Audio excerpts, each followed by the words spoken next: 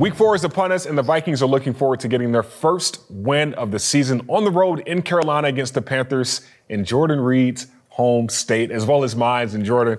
Of course, it's a homecoming for both of us. You grew up a Vikings fan. I'm from North Carolina, but it's also a homecoming for Adam Thielen. It's his first time playing his former team since he got traded this offseason. So going into this game, what are some storylines that you're following that could possibly determine the outcome for this upcoming Sunday? Well, the biggest one for the Panthers in general is Bryce Young playing or not, because that makes a big difference with him being the #1 overall pick. You're going to game plan for him. Of course, you're going to game plan for Andy Dalton as well. But on the Vikings side, it makes things a little bit more difficult just because you don't know exactly who's playing. Andy Dalton is a seasoned veteran. They brought him over for a reason. He's had some success in the past against the Vikings. But with the Vikings, you still have to make sure to game plan for both. But it makes things a little bit more difficult just because you have to formulate 2 game plans in one.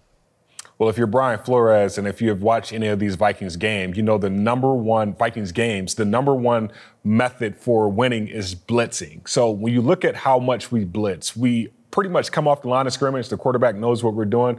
But there's probably some questions being asked, like, what's the balance between blitzing from the line of scrimmage versus blitzing from depth? You play quarterback, so how does that affect a quarterback blitzing from depth versus the line of scrimmage?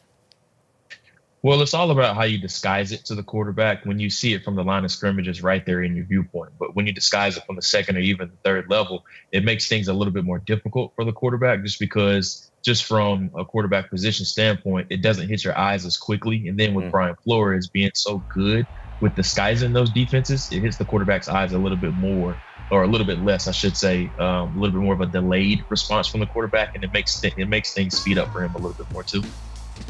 And that's going to hopefully come into effect, especially if Bryce Young is playing, that he has to figure out the speed of the game still. It's only game number 3 for him. And then Brian Flores with a young defense, you're going to have to figure out how do you affect a young quarterback while still trying to force some turnovers. And speaking of turnovers, the Vikings have 10 turnovers on the season and only 2 takeaways. So when you look at that stat, what have you learned about the Vikings season thus far?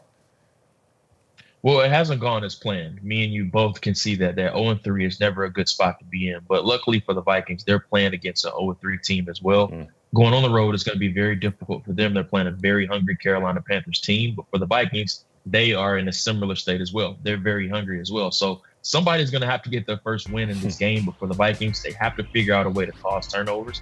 And if Bryce Young does play, or even if Andy Dalton starts in this game, they have to press the issue with the defense and figure out a way to create some turnovers and get the ball back to their offense. At this point, when you got 10 turnovers in the first 3 weeks, like how do you minimize that without overthinking it?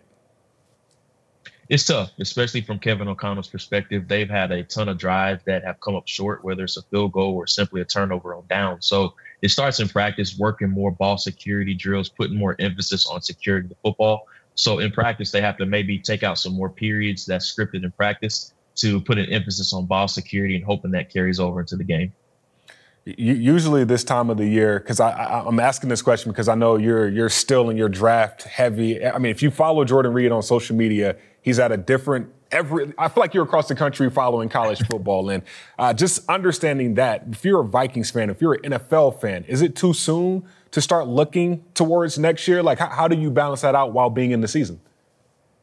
Well, selfishly, I'm going to say it's never too early to think about next year's draft class. I'm thinking about next year's draft class right when the following draft class ends. So I'm never going to say it's ever too early to look at the draft. But with the Vikings sitting at 0-3, you kind of do peek at it a little bit just because the season hasn't gone as planned. So it's never too early to look at the draft. Well, if you're Frank Reich and you're the Carolina Panthers, one thing you're saying is his first year in Indianapolis, they started the year 1-5. Ended the season 10-6, ended up making the playoffs. And I'm sure that's what the Vikings are hoping to do, rewrite this script. And if they want to do that, how do they do that on Sunday to be victorious? Well, one game at a time. That's what Kevin O'Connell and the coaching staff has to preach. You can't look ahead to any games or who do we have 2 to 3 weeks down the road. You have to just focus on this game and just take it 1 week at a time. Just come in, get the whole entire team focused, focus on the turnovers, figure out a way to not only blitz this offense, but figure out a way to create turnovers and get home to the quarterback. So just taking a 1 week and 1 game at a time mindset, and hopefully they can turn this thing around. One day closer to the Carolina Panthers. Jordan, appreciate your time today, man. Thank you as always.